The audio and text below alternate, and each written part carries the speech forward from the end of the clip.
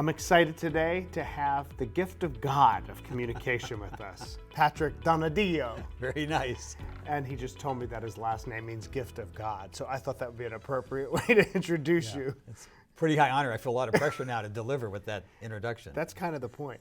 But he is a keynote speaker, a communication strategist. He's an author. He wrote this great book called Communicating with Impact, which I really love. You know, most authors write their book and then they do a lot of seminars. And Patrick did it the reverse. He has been doing seminars and teaching this material for many, many years and then finally packed it into a book. And that means this book is very, very rich. It has been thought through and it's actually very easy to use because his model has these tabs that allow you to find exactly where you want to go fast. So it's a really great book and we're going to talk a lot about the ideas in this book. And so thank you for coming in. Finally. Yes, I've been here in Columbus for a while and I've been chasing you down. Yeah, well, it's good to be here and nice to see you again. Well, thank you. It's great. I see you in other cities around the country. It's great to see you here in Columbus. So I want to start with the why behind this. What prompted you to develop this model and to come up with these 6 steps to communicating with impact? Yes, well, I've been doing this workshop for many years. In fact, this is my 33rd year I've been on my own as an entrepreneur. And when I started teaching it, I was intrigued with the concept of learning. And I read the book by Michael Gerber called E-Myth. I'm sure you've probably heard of it.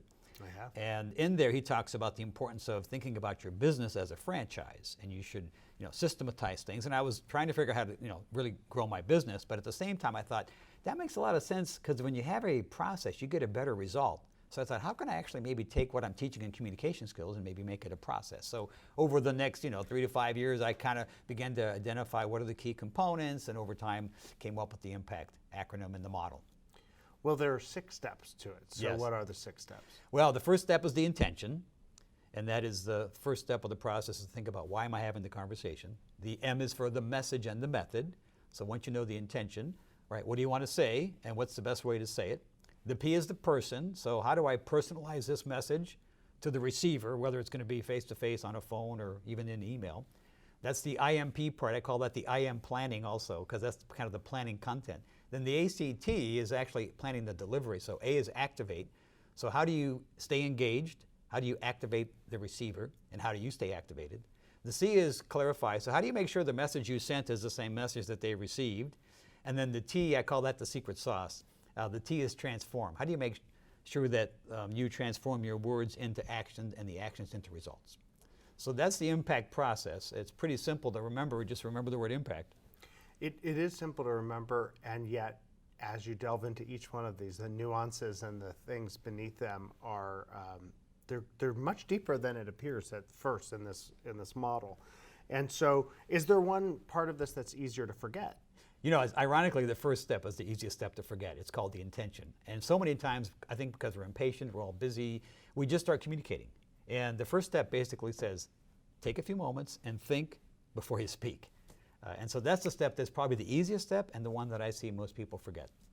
Is that based on personality type that some people just blurt it out? I think it could be. It could be personality type. Yeah, obviously extroverts, think out loud, so they have to talk it through. They might be, kind of person that might start talking. So it could be personality based, but I also think it has to just do with the busyness. We're all so busy. We are also busy. I see that as a crucial first step because I would start with the purpose, and we so often don't do that. How about message management? What is message management? Right, so once you know your intention, and the intention is basically, why am I having this conversation? And so once you know the intention, then the second step is to think about what do I want to say? What's the best way for me to achieve this intention? So we talk about creating content, which is the message, and we talk about the vehicle or the method to communicate it. And one of the challenges I find, a lot of people, sometimes when they're creating content, just sit there and get stuck. And they look at a blank screen, they look at a blank sheet of paper, and they just don't know what to say. So we talk in the book a little bit about a way to break through this I call linear thinking. So thinking about linear thinking, why is that a challenge? Well, a lot of people will take a look at a project and start to think first, second, third, fourth. That's linear thinking. And I don't know about you, Skip, but when I create a presentation, sometimes I sit there and say, okay, well, what should I say? How should I open? I don't know, what should I do? And you just get stuck. So what I talk about is using a technique, and maybe you already know about it, it's called the mind map. And basically, it's a nonlinear approach. You just do a data dump. You just start thinking about what are all the things I could talk about. Don't worry about order, structure, whether it's good or bad. And by doing the mind map, it frees you up to get out of this linear thinking mode, which kind of gets you stuck, and creativity starts flowing content. I really like that. The mind map does open that up. And I think back to personality type, because some people think that way much more naturally, and so it makes sense. How about personalization? How do you personalize a message, especially if you're talking to a larger group? Yeah, well, obviously, when you have an intention and you start to create the content, think, well, just start talking, but everybody's different. So if I'm going to talk to you, or I'm going to talk to maybe one of your managers, you might be more relational, they may be more analytical. Wouldn't I want to adjust the message? So in the personal step, we go through the whole idea of understanding personality styles. And I'll be up front, I'm not a big believer that there's any one style or any one test that works perfectly. But I do believe if I'm going to kind of place a bet, I'd rather bet on trying some concept than just to throw stuff out there. So I talk about the DISC, which is one of the styles. There's Myers-Briggs, and in the book I discuss all the different types. But personalizing the message has to do with think about the receiver and what might be some ways I would tweak this so they would be more open to it or get it more effectively. Well, you do the next step on activated is important, and you talk about how you keep the receiver activated. It is, to me, one of the most important parts of that model. I'm always trying to learn to be a better listener. And why is it so hard to be a good listener in the first place? And talk a little bit about the activated part. Sure. As I've been doing this workshop for many years, and I always ask the audience the same question. I'll ask, how many of you have had some kind of formal listening skills training? Just raise your hand. And literally, less than 15% of the audience raises their hands. So one of the reasons I think it's hard. I'm surprised it's that high. It is. Yeah, okay. I'm surprised, I'm surprised that it's that low, but maybe we have different perspectives, right? But the idea that I think is interesting is that here's a skill that is probably so important, particularly for leaders, yet we don't spend time teaching it. We don't teach it in schools. We don't teach it in colleges. We don't even teach it in corporations. So one of the biggest challenges is that people have not had listening skills training. So that's one reason. The other reason that it's hard to be a good listener is something I call genetics. And there's a gap, I call it the genetic attention prohibitor, another acronym, that has to do with not between your ears, but between how fast people can think and how fast people can talk. So genetically, we're set up that people think a lot faster than they can talk. So when you're talking with me, my brain's clicking about 3 times faster. So you're going beep, my brain's going beep, beep, beep. I know about you, but I listen to podcasts or YouTube or whatever on double time. I do too.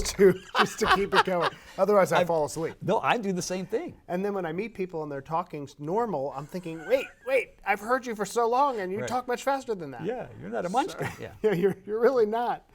And I think that makes it very interesting. Well, how do you actively engage people in that conversation so that you can really make that impact? Right. So the first thing I think has to do with how do we stay engaged? And then, of course, we could talk about how do you engage the receiver. So from our perspective, the thing that I think is helpful is to make sure that you're present, because it's so easy to be distracted. So when you're with somebody, these are basic things, right? Make sure your phone is off. Make sure you don't have a book in front of you or a paper where you can look at. Unless it's this book. Unless it's this book, right, or those questions. But I think also then it's important that you kind of stay present, because when you are present, you're going to be more connected and paying attention. One little technique, real quick technique that I've been using for years, because I do a lot of coaching as well, and as an extrovert, I think it's harder for me to listen because I'm always wanting to talk. So I use a technique I call the internal summary. And so I talk to myself internally. So as you're sharing something with me, as a coach, for example, I might be repeating back in my own head what you've been saying as a way to help me stay focused, because I know that my brain can operate 3 times faster than you can be speaking with me. So I use a technique like that. I really like that. I know I use quite a bit the summarize and repeat back to make sure someone understands it. So what you're telling me is, and I say it, and I often find that just as a check. Sometimes they say, no, that's not at all what I said. Exactly. And other times they'll give you a clarification that you didn't realize. Right. And that's actually a tool we talk about in the clarifying step of the process. Right. But in the active listening, first of all, I think it's important just to be aware that it's difficult to be a good listener. And so once you're aware of that and you can struggle or try to work on trying to pay attention, that helps. But the other side of the coin, I think, and I find it even more interesting today because everybody's impatient. We talked about that before we got on camera. We're all busy.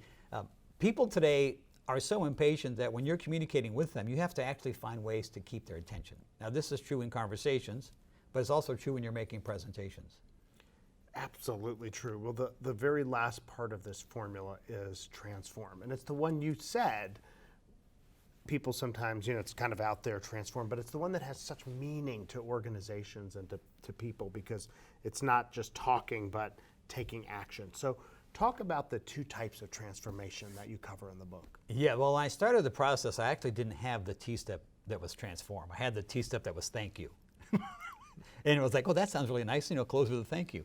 But then as I started doing some coaching, and I started to realize that so many times we think we've communicated effectively, and we think people understand it and are going to take action, but nothing happens. So the step moved from thank you to transform. And there are two types of transformations: internal transformations and external transformations. Now, the external transformation, a lot of people think about, and that is, for example, for every what, identify a who and ask when, right? So have deadlines. That'll help with an external transformation.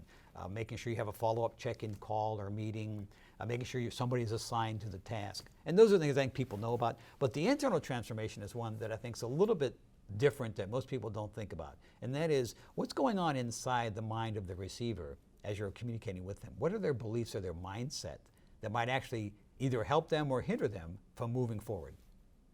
So if you're communicating, how do you handle that? If you can't tell what's going on in their mind, and you want to have that transformation, what are some techniques that you can use to try to transform that? Well, actually, if you use the whole process, that really helps, because, right, you start with an intention and you begin to identify a message. You think about engaging them. So if you think about intention plus behavior plus action, it achieves transformation. So the first part of the process helps with the transformation. The second part has to do with just being aware that because you and I are communicating, there may be some beliefs you have that might inhibit us from moving forward. So as we're wrapping up the conversation, even asking a question like, so, hey Skip, as we wrap up, I'm kind of curious, so what are a couple things that you're a little concerned about in terms of this project? And you might tell me a couple external things. And then I might probe a little bit more and say, so tell me about how do you feel in terms of how we're going to move forward? Is this something you think your team's going to be responding to, or do you think it's going to be well received? So I start to ask some questions to get an idea of what that person might believe. If they say, well, I don't know, I don't think our team's going to buy this. Well, I know right away. The deeper piece. Right, that there's a mindset maybe that I have to think through or help them think through. I also notice when people blame the team or others or whatever, some people may say, right. The journalist thinks, some people may say, and it's like, no, that's what you may say. Right. So, but you're trying to surface that so that you can. Yes. But are you surfacing it there in the tea, or are you trying to surface it much earlier? So it seems late in the process. Yes, it actually is surfacing throughout the entire process, right? Because when you start with the intention, you're already surfacing what we're trying to achieve. So that's going to help you with your own internal transformation. And when you go to the personalization step, you're thinking about the transformation, because I know, for example, if I'm going to be working with you as a relational person, I want to be thinking about how you're going to be feeling about taking this out. So I got to be conscious of checking in, because relational people are more concerned about feelings. So yeah, you're right. As you go through the process, you're going to be thinking about it. When you get to the end, it's kind of a culmination of all this. And the thing that I like about the system is that it's a process, not an event. So many people think about communicating as an event. I talk to you, we're done, you go get it done. But so many times you have to have 1, 2, or 3 particular conversations. So that's why you continue through. If you get to the transformation step and you feel like we haven't had the progress we wanted, you go back around again. I really like that, because communicating with impact, so many times people say, oh, if I do it, it's in a single event and I'm done. I've communicated with impact, check. But it's not that. It's a relationship. It's a continual, it may be multiple conversations or presentations, right? It's not just that one time. I mean, sometimes it can be one event if it's something simple, but for many complex messages. Yeah. Did you get that? Yeah. But for complex messages, that's where the model really comes in. When you have to deal with a personnel issue or a big project, you just can't pump out some information. You got to really give some time to think about it. So I like to talk about, as many people say, oh, we don't have time to worry about those soft skills, those communication skills, those soft skills. I'm like, those are the hard skills. It's really, really true. And I have found that communicating with impact, this model in particular, it slows you down and makes you much more thoughtful. And so often we think, oh, well, I communicated that. It's done. And may or may not be done. So it gives you a thoughtful approach to look at each component and say, did we think about the intention here? And usually after the fact, you go, wait, Right. I should have done that in the beginning. So I've caught myself with that, and with the card that you gave me that a lot of people carry around in their wallet to say, okay, wait, where am I in this step? And especially, it's a great model not only to do it right, but also as a coaching model to realize where you did it wrong. Sometimes Yes. I look back and I go, that didn't go so well. And then I try to figure out, where did I go wrong Right. in this process? So And that's part of the transformation step, is that self-evaluation that helps you transform yourself.